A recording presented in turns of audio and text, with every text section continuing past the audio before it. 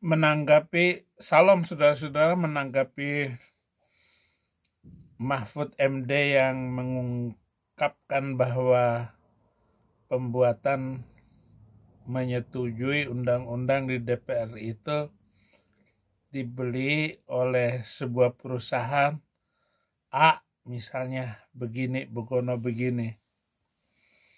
Ini sama dengan ketika dia mau mencari panggung untuk menjadi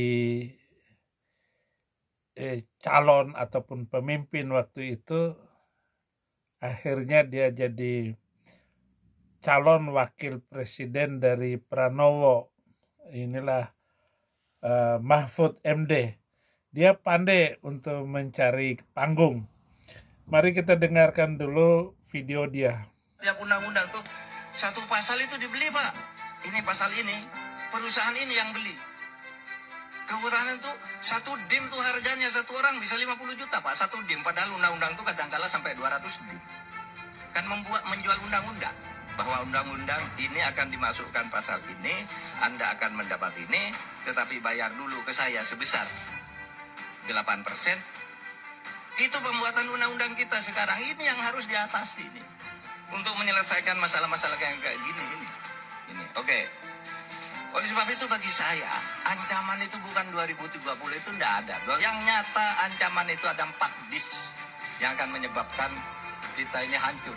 Satu, kalau penegakan hukum berputar-putar seperti sekarang, berarti kita sudah terjebak di dalam sebuah disorientasi penegakan hukum. Salah jalan kita ini. Disorientasi yang berjalan terus ini akan menyebabkan distrust. Rakyat tidak percaya. Iya kan? Kalau ada orang ngomong, matikan TV-nya. Bohong ini katanya. Mau ke pengadilan, bohong ini. Tidak percaya pengadilan. Kalau distrust ini dibiarkan terus akan terjadi disobedience, pembangkangan. Kalau pembangkangan terjadi, itulah disintegrasi. Bisa tahun depan, bisa tahun 2030, atau bisa tidak terjadi. Tergantung kita mau perbaiki apa tidak ini. Setiap undang-undang tuh, satu pasal itu dibeli, Pak. Ini pasal ini, perusahaan. Siapa? Perusahaan mana, Pak Mahfud? Jangan mengade-ade. Mahfud ini terlalu banyak lancangnya. Dulu dia ngomong, bahkan musuhan dengan Gibran waktu itu, saudara-saudara. Ini dasar Menteri Satu ini pintar memanfaatkan kesempatan-kesempatan begitu. Sebut aja perusahaan mana yang mau membeli undang-undang itu. Pak Mahfud, sebut dong. Jangan ngablak begitu saja. Dulu dia bilang bahwa mafia pengadilan. Itu mafia tanah itu. Jadi tanah ini sudah dimenangkan oleh si A. Lalu datang lagi bukti baru. Lalu dibatalkan. Jadi menang kalah di tingkat kasasi. Begitu cerita Mahfud MD. Tunjuk siapa, contoh mana. Jadi jangan ngomong kayak secara umum kayak begitu. Seperti kata Quran bahwa Alkitab itu sudah dipalsukan oleh pendeta-pendeta mereka. Siapa nama pendetanya, tahun berapa, buktikan. Jangan hanya pintar ngomong seperti itu, Mahfud. Saudara benar-benar hanya bikin blunder saja. Kalau memang pembuatan undang-undang itu dikuasai oleh satu perusahaan agar diloloskan undang-undang itu, undang-undang apa, perusahaan mana yang membayar? Ya ampun, Pak Mahfud. Ini membuat pernyataan yang tidak jelas, langsung tuding orangnya.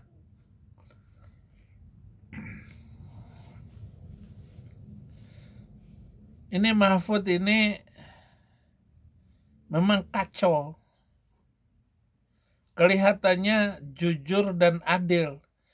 Tetapi begitu menangkap Panji Gumilang, tangkap saja dulu, nanti urusan belakangan.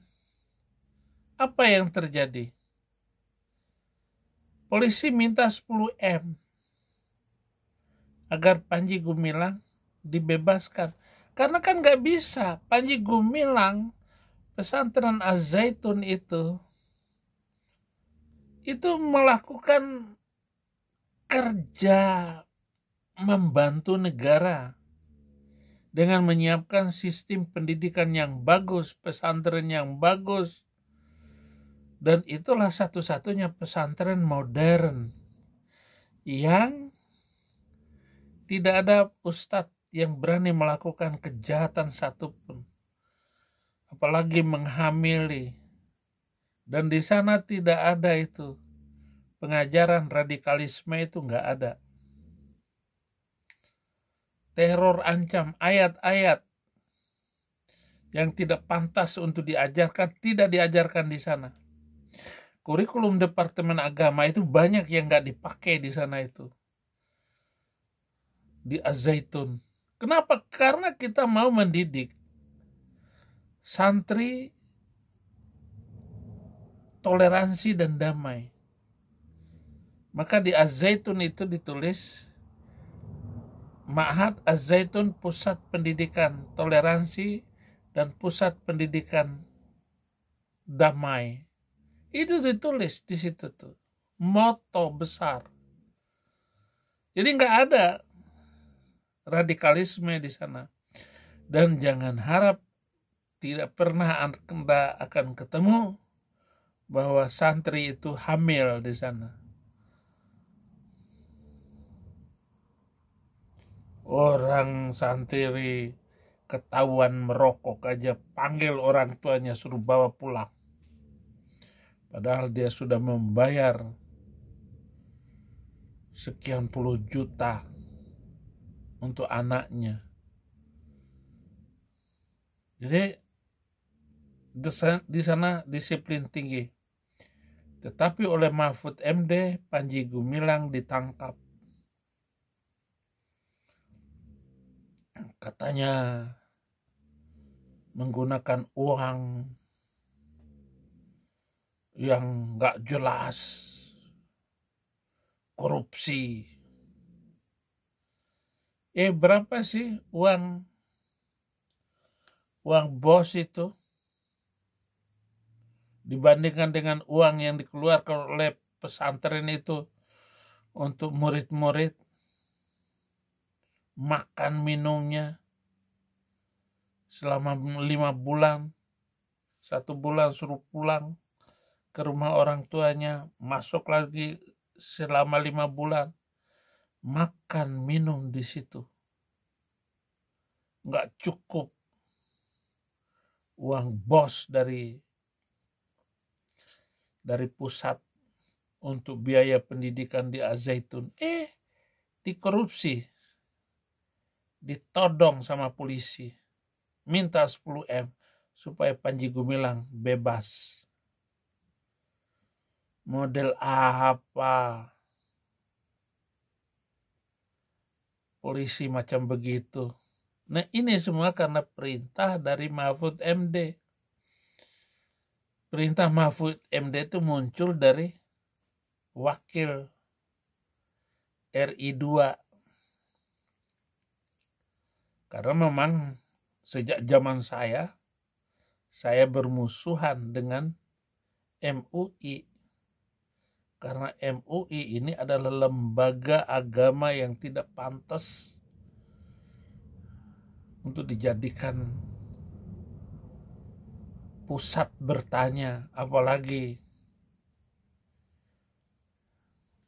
fatwa-fatwanya ngawur semuanya.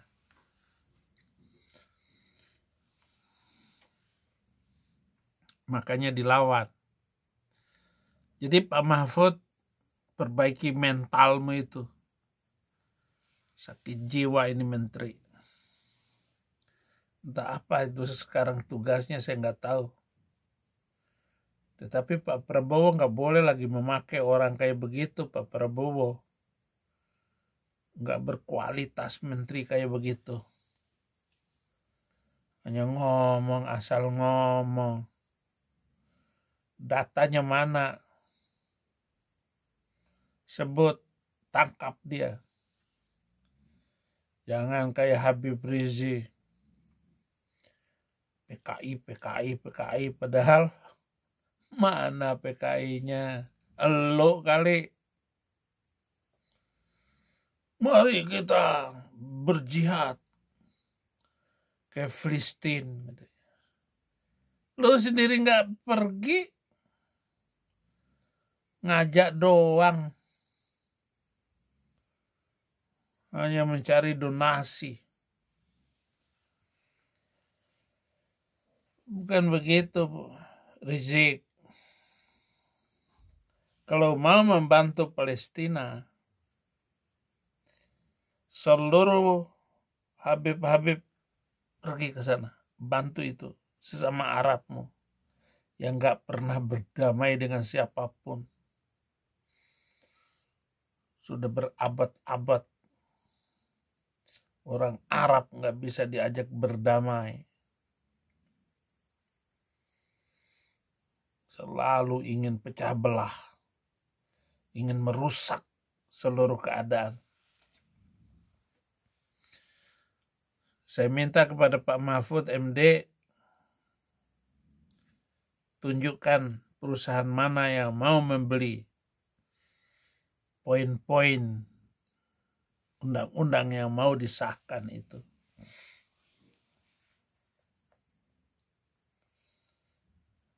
Kalau bisa perampasan aset. Ayo.